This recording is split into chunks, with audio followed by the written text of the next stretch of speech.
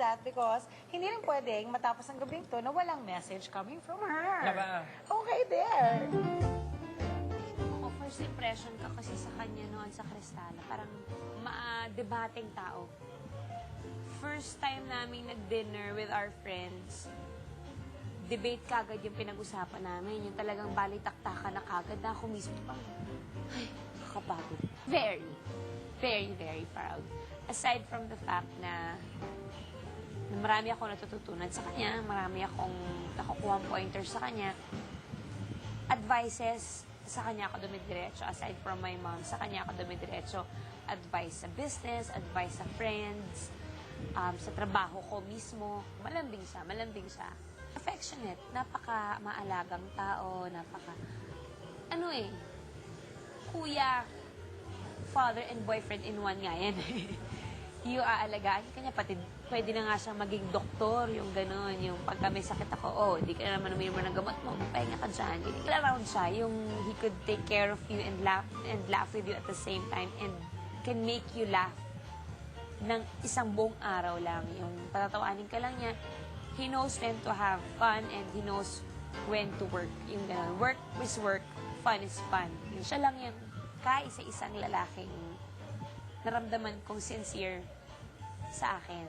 Kung babae ka, mararamdaman mong napaka-special mong tao kasi hindi ako naka-experience talaga for the longest time na may isang lalaking proud na maging girlfriend ako.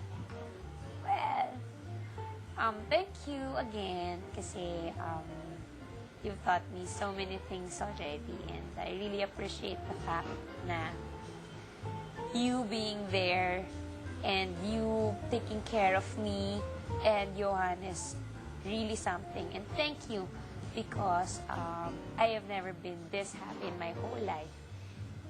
Good luck and I'll see you soon. I love you. Eh, magkasama kami nung gabi ngayon eh. You know what? That is Karabahan na yun, di ba? Alam mo, that is so nice to hear. Kasi totoo yun eh. Yung marinig mo na proud siya sa akin. You know, that's true. It's very nice.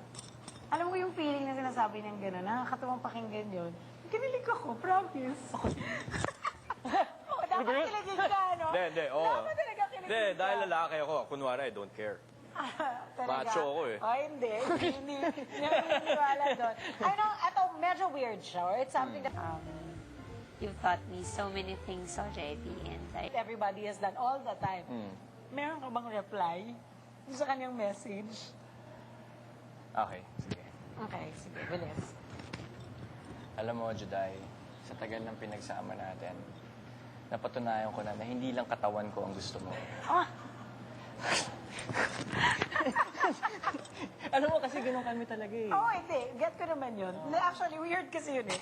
Weird talaga yung batuhan ng message ko. Sometimes it's weird. You know, Yun lang naman eh kung gusto mo, di ba? Kasi nakita na ko, hindi, nagandaan ako sa message na. It felt real and sincere. Ayoko na. Bakit Ayoko ako na. naman pinagsasabi? Hoy, bago pa tayo langgamin sa kilig, eto na, break muna tayo. Magbabalik tayo dahil susunod na ang Sweet Tooth. We'll be back. Ayan. Dessert? Oh, that's the best part.